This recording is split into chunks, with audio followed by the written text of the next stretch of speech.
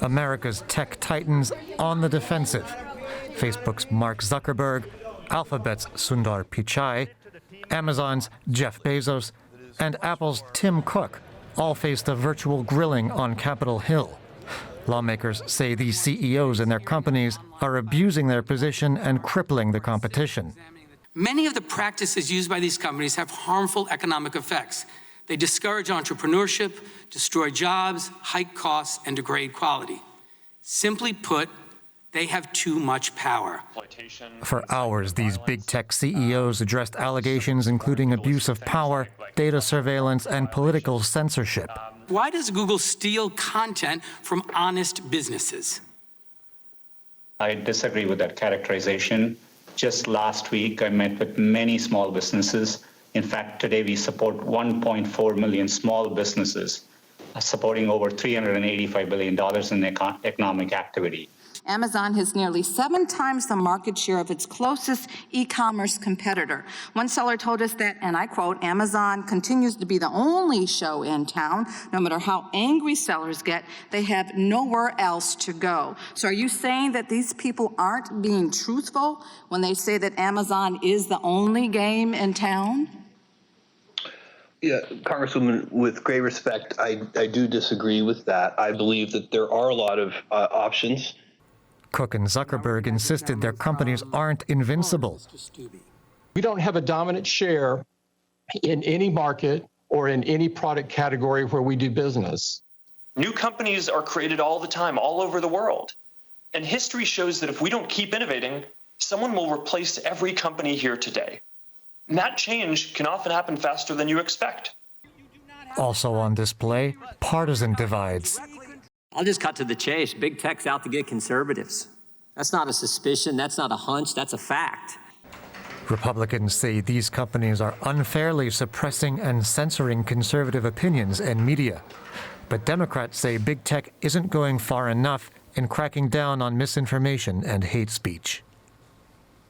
A lot to talk about. Let's look at this now with Rob Watts from DW Business. Good morning to you, Rob. Nice to see you again. Morning.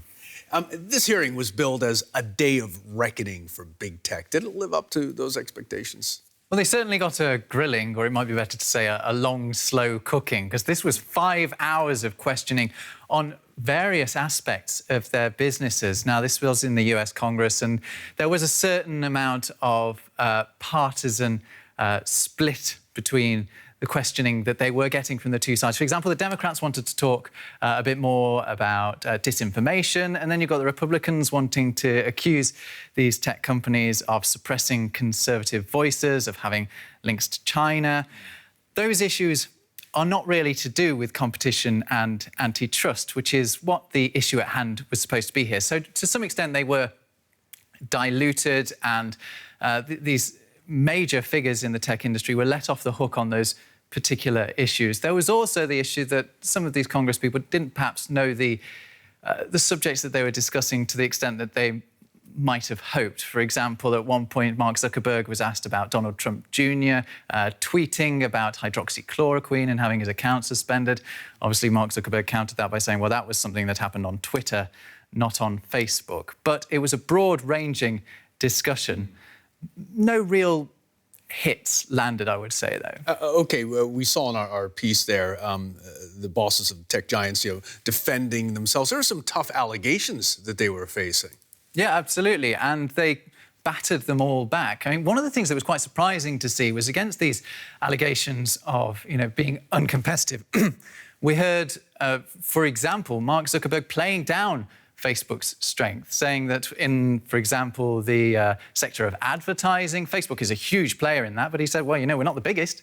Google's the biggest, and we're not the fastest growing. Amazon is the fastest growing advertising platform. On the issue of working with China, we heard Google being accused of working with the Chinese military while turning down work with the US military, being accused of being unpatriotic. But Sundar Pichai said, well, actually, that's frankly just false.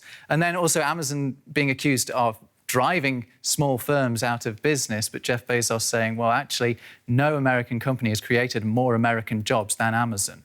Now, apparently, some congressional probes are being planned. One congressman said the firms should be broken up, and after they should be tightly regulated. What kind of government action can we expect moving forward? The big discussion is around this idea of breaking them up. But whether or not we'll actually see that, I'm not so sure, because for a start, it goes very much against the ethos of many Republicans to smash up a company and to interfere with it to that extent. Also, some of them will be sympathetic to the tech giants' own suggestion that by cutting them up, what you're effectively doing is giving the Chinese a head start, their main competitor.